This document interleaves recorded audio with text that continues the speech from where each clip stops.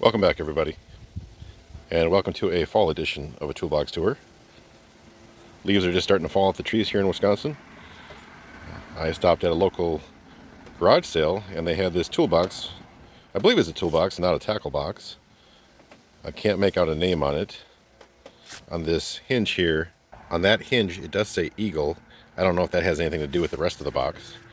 I can't make out the name on the sticker because most of it's gone. It just says quality on the bottom. I believe it says quality, whatever was left of it. And I haven't inspected to see if there's a name anywhere else on this box. But I picked it up at a local garage sale. I think some kids were selling off their parents' items. I don't know if the parents had passed or if they had downsized in retirement home or what it was. This one looks like it was sitting out somewhere. It has a lot of mouse poop in it, but mostly it's at the top. Paid $30 for this box. I saw a couple items in there I thought were worth the money, so I just grabbed it. So let's take a look. So this is what I saw when I opened it. You can probably pick out a piece or two that was interesting, but I looked over in the top side and it was just full of mouse poop, probably a couple hundred pieces in there. I don't think I saw it throughout the box. There's a few on this side, so it looks like they were mostly living or using this as a bathroom, or unless somebody cleaned a part of it out. I'm not sure. But I think this is actually a toolbox, not a tackle box. I don't really like the cantilever style boxes just because of all the small compartments. I guess if you were setting this up for a purpose like electrician's box or something, it would be great. As far as a normal toolbox, I don't really think it makes much sense to use a box like this, just based on the compartment size. But let's start going through it. I'm going to start on this side, go down into the bottom, and then come up on that side.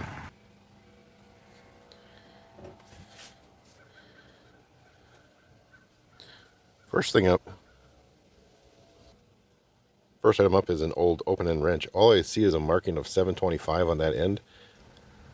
There could be another marking somewhere under the patina, but all I see right now is a 725.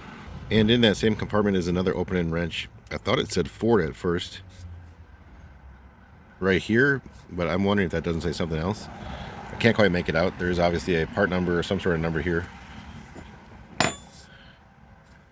Moving on to the bottom, we have some no-name screwdrivers, but these precision screwdrivers are kind of nice and handy. I think this one's a Pittsburgh, but no names on these. Next out of there, we have a 3/8 by 7/16. This is a Craftsman ratcheting box wrench. Have an all-way, made in the USA scraper, razor scraper. The next item out of the bottom is a spring-loaded corner chisel. I don't see a name on it, but something I'll probably keep. I do a little bit of woodworking. There's also an Allen T-handled, well, it's a T-handled wrench, but there's no wrench in it, I guess. There's a couple more of these in the box. I think these are really cool. I've got a few already. What I found in here might make a set. There's a little OTC puller. I think the part number is just 1000. Not sure what that's for. Looks a little bit like a battery terminal puller. Got a few more open-end wrenches. These just say made in the USA. This one is a Barkalow Buffalo. Next up, we do have a diagonal cutter, wire cutter. I see no markings anywhere on this. It looks to be well made. The cutter is still in good shape. Still in good shape. I don't see any sort of dings in the cutting edge. That number at the top caught my eye.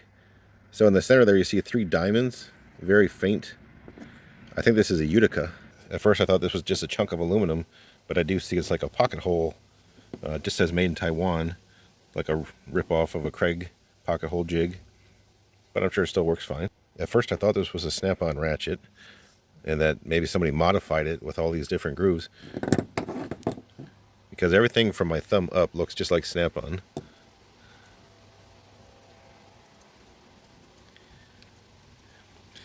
And I don't recognize that part number, so I don't know if this is actually a snap-on made tool. I know that they made tools for CAT. They may have had some sort of government contracts, or this could just be a knockoff. I'm not sure. It does say it's made in the USA. It's not running too good. Okay, in this direction it's pretty tight, but in the other direction it doesn't really move at all. Yeah, it's locked up in the other direction. So at a minimum it's going to need a cleaning. There were a couple different pipe wrenches in there. This one looks like it's just made over in Taiwan. Well, it actually says Japan. Now that I look closer, it says BF Japan. So that's actually the same factory that made some Craftsman wrenches and tools back in the day. Next is this old plastic handle screwdriver. I didn't see a name at first, but then when I looked closer on the shank, I think it says Hitco. Never heard of that brand. It is made in the USA. And then we have a slightly modified Mac screwdriver that came out of there. I don't know if they used it as a pry bar or if they had a screw in a really bad spot. I took a number of wrenches out of there. We'll kind of go through them quick. First one up here is an Oxwall, Taiwan.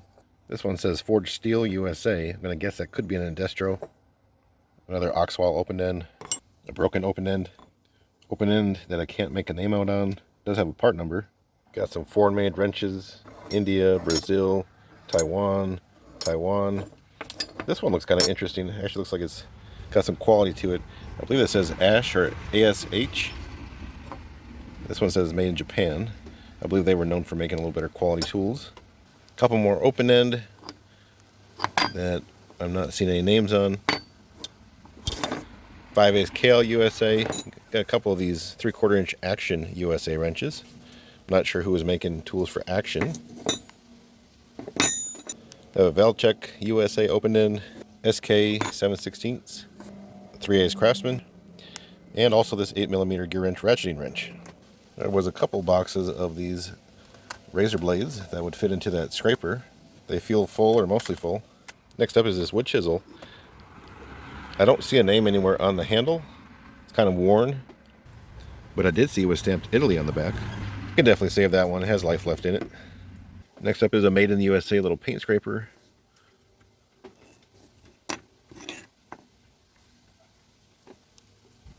There's actually another box of blades in there. A little 2-finger grabbing tool. An old glass cutter made by Ruby. Next up is a Fuller 14-inch pipe wrench. This is when Fuller had stuff made in Japan. It actually seems like a pretty good quality pipe wrench. I'll probably keep that. Next thing out of the bottom is a little Miller's Falls chisel. A US made nail set. Taiwan stubby Phillips wood handle. No name punch. A US made, but I don't see a name, T15 Torx screwdriver. And then we have a T10 Pittsburgh Torx VPT screwdriver. Not familiar with that brand. Made in China. Next up we have a Challenger. I believe that would be a Proto Challenger. Made in the US. Number 1 Phillips. There's also a busted up plastic handle screwdriver. And this little stamped steel wrench, which I'm guessing belongs to some sort of a tool, like a circular saw or something that has blades that you change out. Moving on.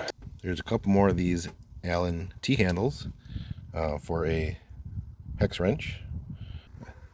I'd be interested to know if anybody out there knows about when these were made, when Allen sold these.